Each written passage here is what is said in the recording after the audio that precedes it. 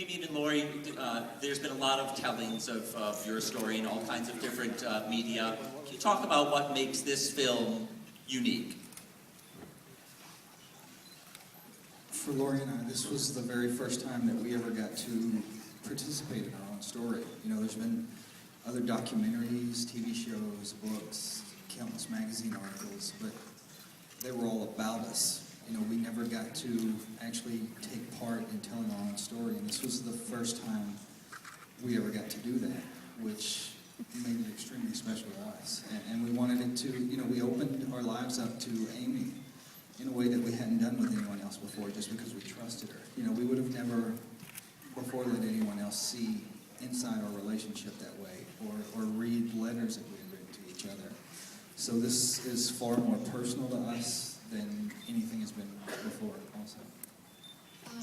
And I'd like to add that while we're grateful for all of the footage and documentaries and TV, media, everything that happened in the past, this was our investigation, and this is what we would have put on had there been a hearing.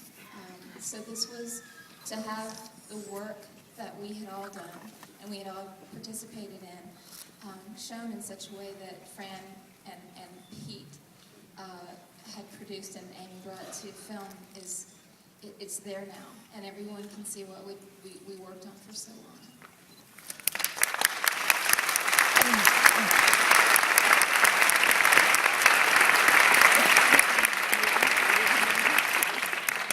Johnny, you've been following this case for a dozen years or so. I'd love to hear your reactions to watching it on film, watching the full story.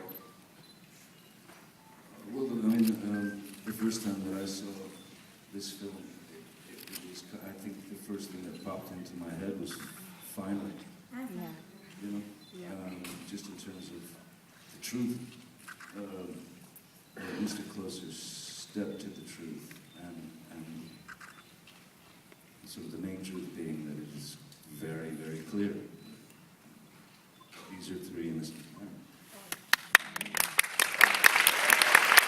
Which I think every one of us has maintained, since the very beginning, and to see Damien and the boys one step closer to what needs to be, which is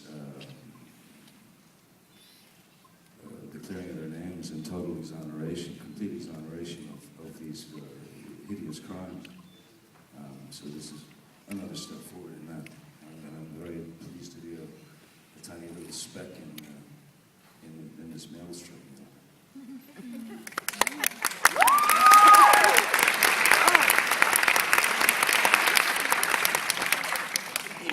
Before the film, as everyone was coming in, there was a lot of enthusiasm to see everyone here tonight. And I had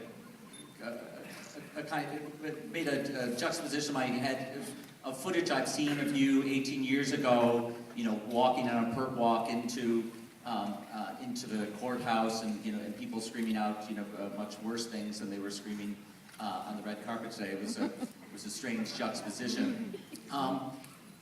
But so it's so happy for everyone to see you here. But your story isn't over. The verdict that you had to accept is a compromised one, and I wonder if you and Lorri can talk about what the state of that verdict is today, and where you go from here. Really, the only way this case is going to be reopened by the state of Arkansas is if they don't have any other choice. And that's what we're hoping this movie brings about, is just to keep pressure on the state, keep this case in the spotlight, so that, really what it comes down to is the only thing they care about are political careers. So it has to reach a point where they see they have more to gain by reopening this case, doing what's right, and putting the right people in prison than right now, which is sweeping it under the rug, hiding it, pretending it's over. And that's all we hope for in this movie, is just to keep from forgetting. It's not over for us. Even coming here today, the first time we asked, I was denied into Canada. You know, they said, no, you can't come in because in the U.S. you're still considered a criminal. So we had to go through hell. We went through absolute hell for the past week. You know, appealing that decision and trying to get letters of recommendation and all sorts of stuff just to be able to come into the country. So this case still reaches into every single part of our lives on a daily basis, and that's not going to be over for us until we're completely exonerated.